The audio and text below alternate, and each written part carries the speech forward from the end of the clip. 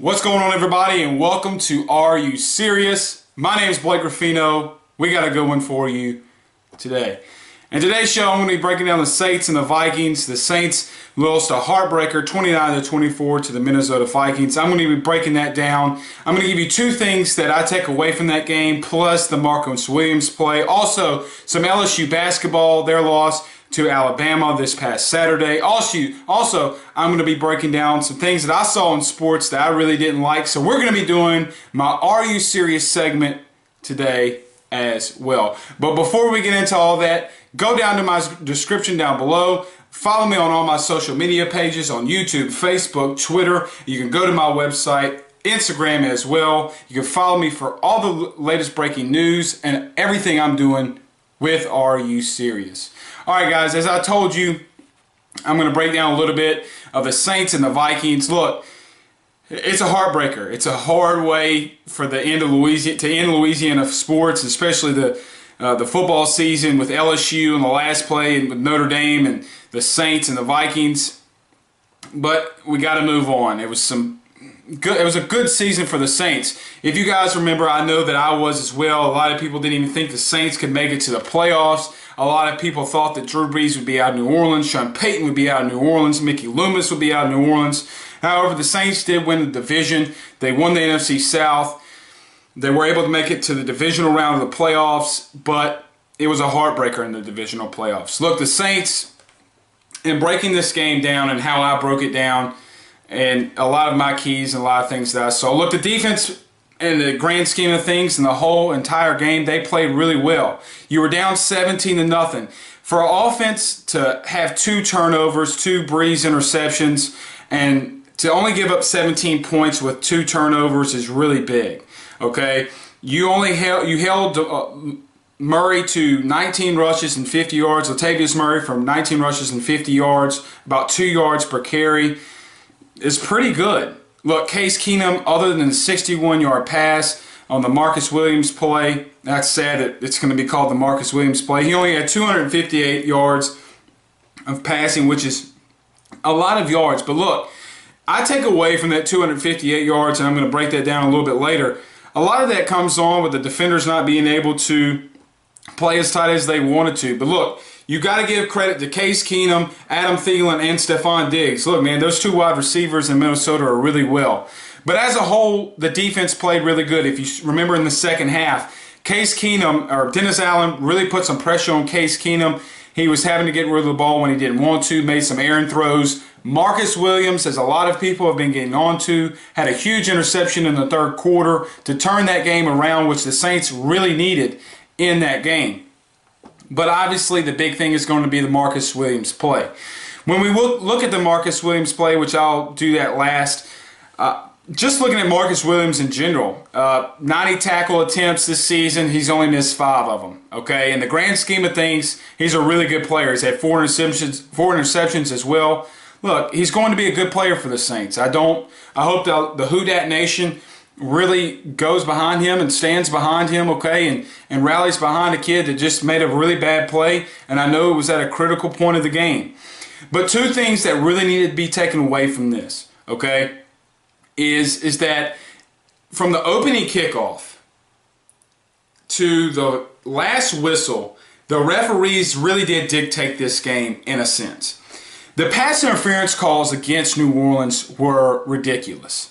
I know that P.J. Williams and Marshawn Lattimore and Ken Crawley, multiple times with Ken Crawley, those guys were getting called for pass interference on calls that really should have been let go.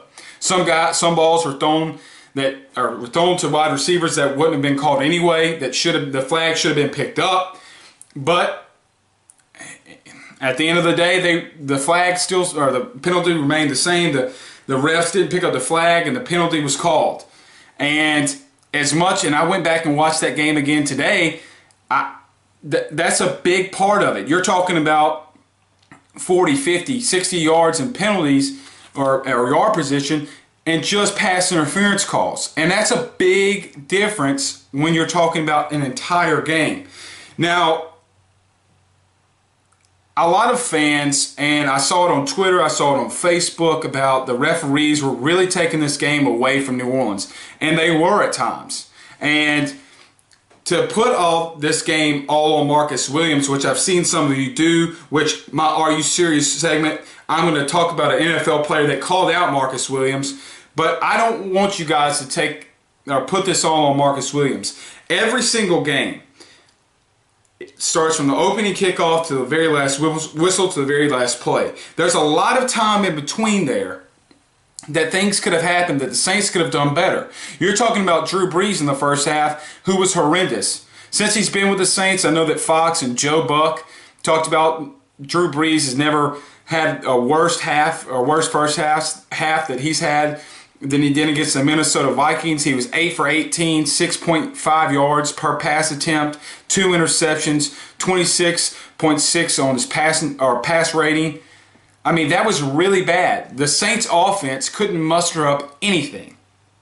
We're completely relying on the defense. And that is something that the Saints fans, if I would have told you that the Saints would be relying on their defense in the beginning of the season in the playoff game, you would be like, oh my gosh, we're going to lose every single game if we're relying on this defense. But what stings is that Drew Brees came back in the second half and went 17 of 22, 8 yards per pass, 3 touchdowns, and about 140 passer rating. And the defense stood strong. You got a lot of pressure on Case Keenum. And you got back into the game with some turnovers and some interceptions. The Saints did run the ball a little bit, and they were a little bit more effective in the running game. If you saw some jet sweeps, one with Ted Ginn, they were able to move the football and they were able to score. Mike Williams had some huge catches and some huge touchdowns in the second half.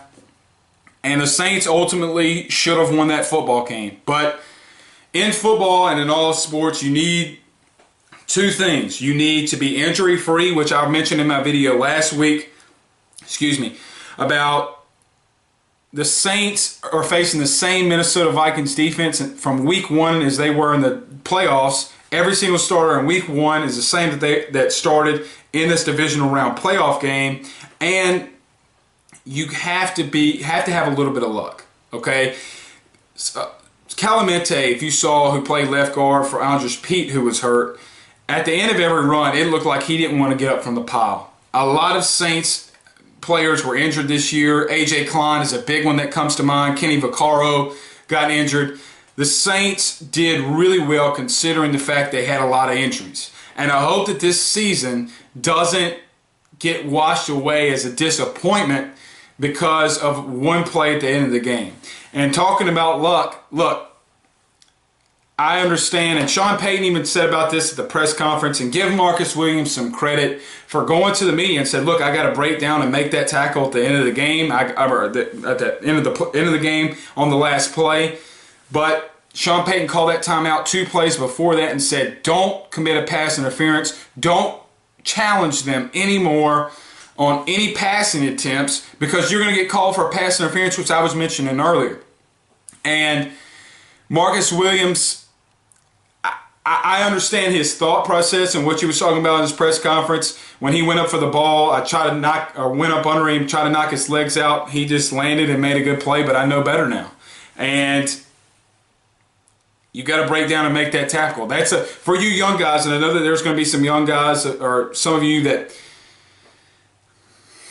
watch this and really need to take a way of breaking down and making that tackle and keeping Stephon Diggs in bounds, and you win the football game. And you could possibly beat the Eagles next week and go into the Super Bowl. But look, what really stinks is that the Saints have a really young team and an aging Drew Brees. Now, it's a double-edged sword there. You have, for you Saints fans, I want you to listen to me. You have a really, really, really young team coming back next year. And Drew Brees has said he's going to be in New Orleans. You could be in this position again next season, okay? And with a more experienced team, with those younger guys, and the Saints showed you that they can draft really well and are capable of drafting well. And you're going to have more additions in draft picks and some free agents. And hopefully the Saints won't be as injured as they were this season. There's a chance the Saints can make a big push next season. So I'm not gonna rip on and Marcus Williams, as a lot of people have, but I mean, look, I've been a part of a play that dictated a game, and I cost my team a game. Okay, so I know how he's feeling right now. I know what's in his stomach. I know how he feels. And that's the real bad part about this. But the Saints have a really bright future moving forward. And they did play a really flawless second half against the #1 rated defense with the Minnesota Vikings. But hopefully this team is able to bounce back.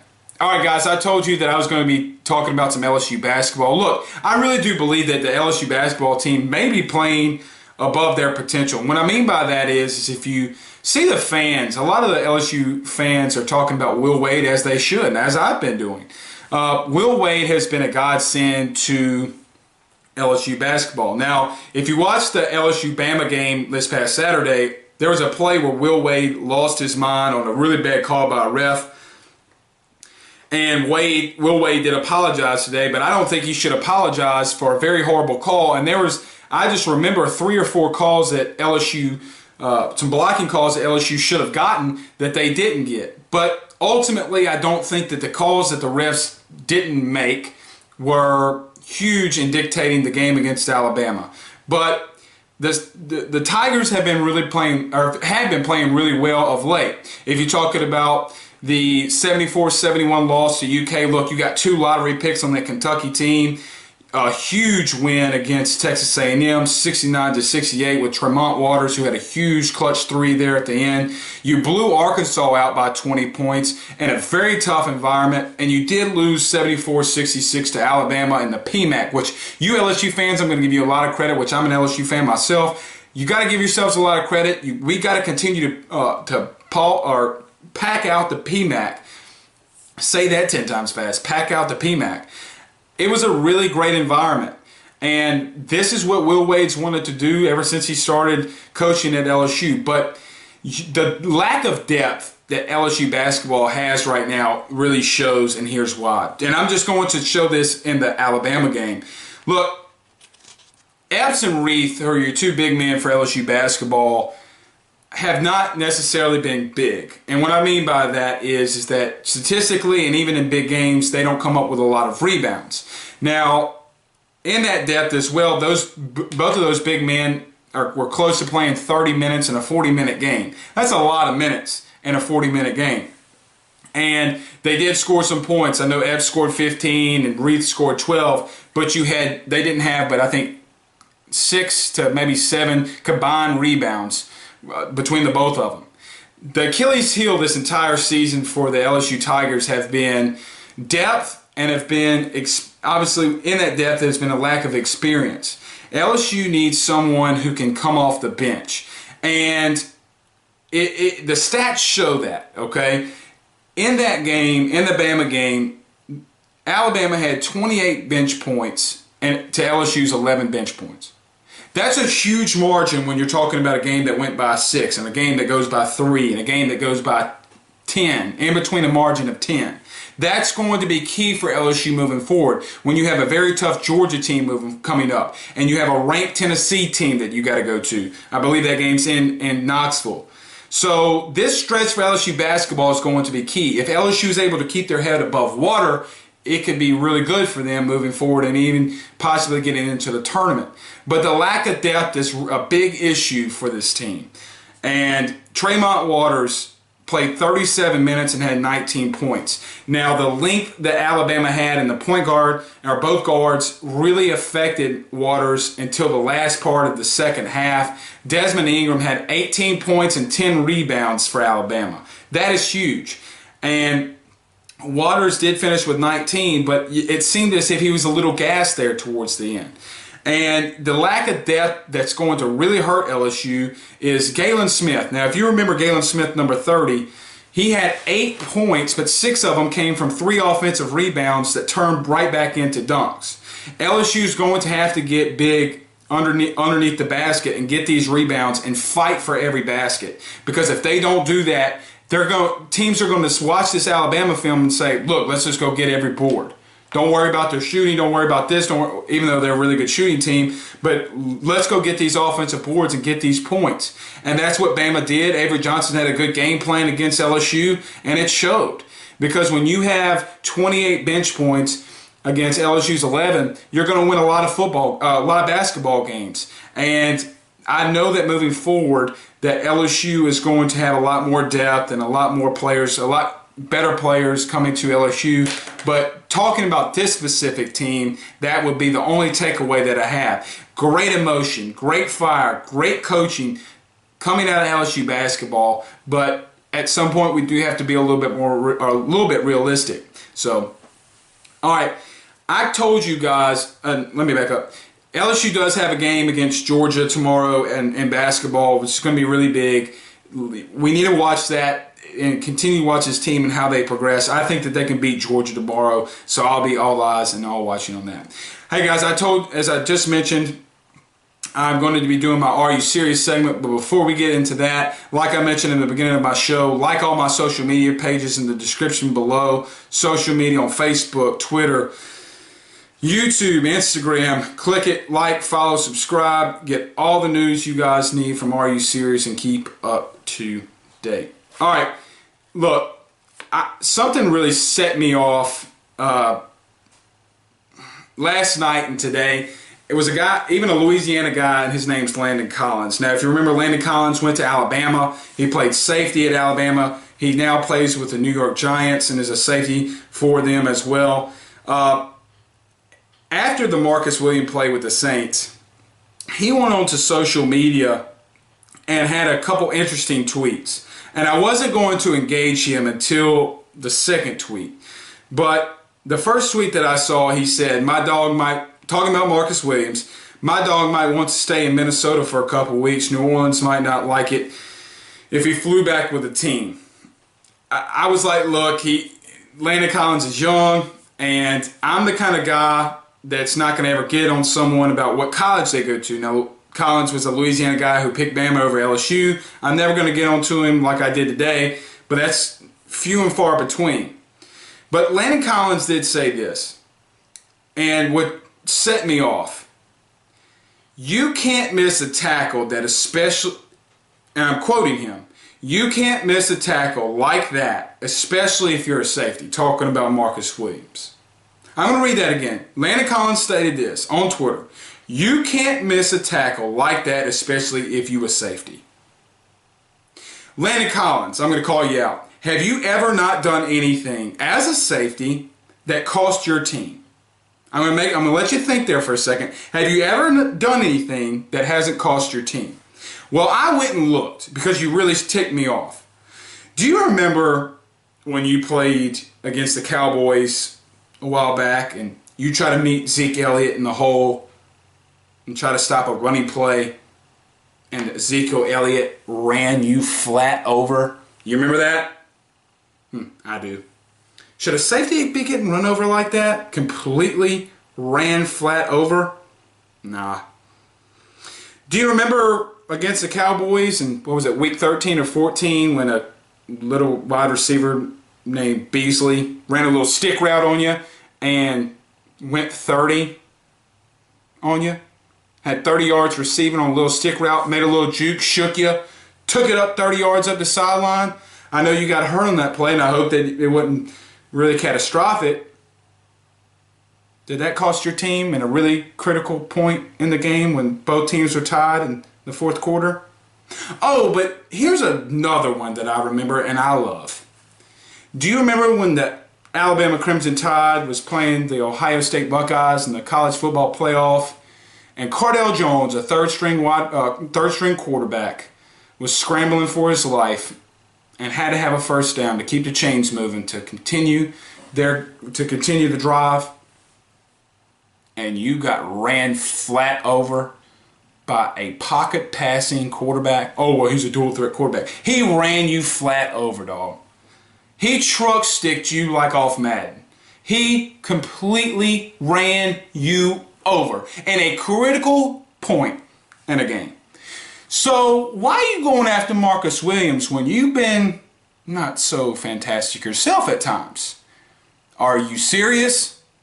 You need to be careful when you start putting stuff on social media or when you start talking to the media. I didn't get on to you about Eli Apple, who you called a cancer. I didn't get on to you about Bill Belichick maybe coming to the New York Giants And what did you quote about that? Oh, yeah, that's right. I've already played for someone who coaches exactly like that.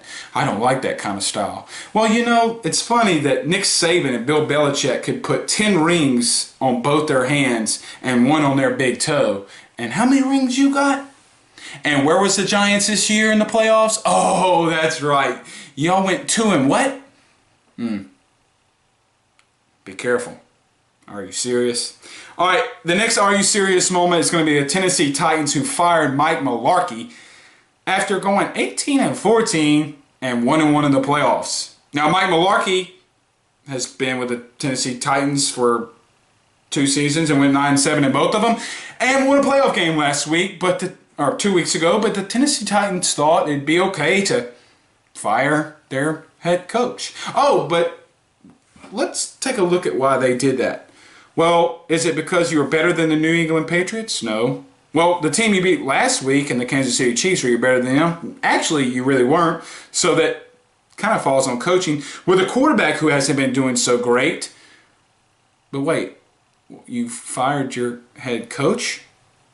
Your defense has been playing really good and did pretty good in their first playoff game, but you fired your head coach. You went 9-7 in a division that has Jacksonville, who we saw what they've done, the Texans of last year with J.J. Watt and that crew. Oh, and let's not forget Andrew Luck, who played last season. Oh, and DeMarco Murray's out. You're arguably your best player. But you fired your head coach, who went 18-14 and won a playoff game. Tennessee, it sounds like a lot of malarkey. Puns intended that you fired your head coach and you couldn't give a legitimate reason why. Because we didn't see eye to eye. I saw one executive say, because we didn't see eye to eye. Really? A guy that won 18 games in 2 seasons in a playoff game? Man, I just don't understand what some of these franchises are doing. Anyway, that's my 2 Are You Serious moments of the day. Tennessee, I'm sorry, but I'm not even going to argue. You know what? Are you serious, bro? Crazy. All right, guys, we'll see you guys again soon, possibly tomorrow, and we'll break down some of the LSU basketball or Georgia. We'll see you guys Wednesday and break the game down after the fact. We'll see you soon. Peace out, guys.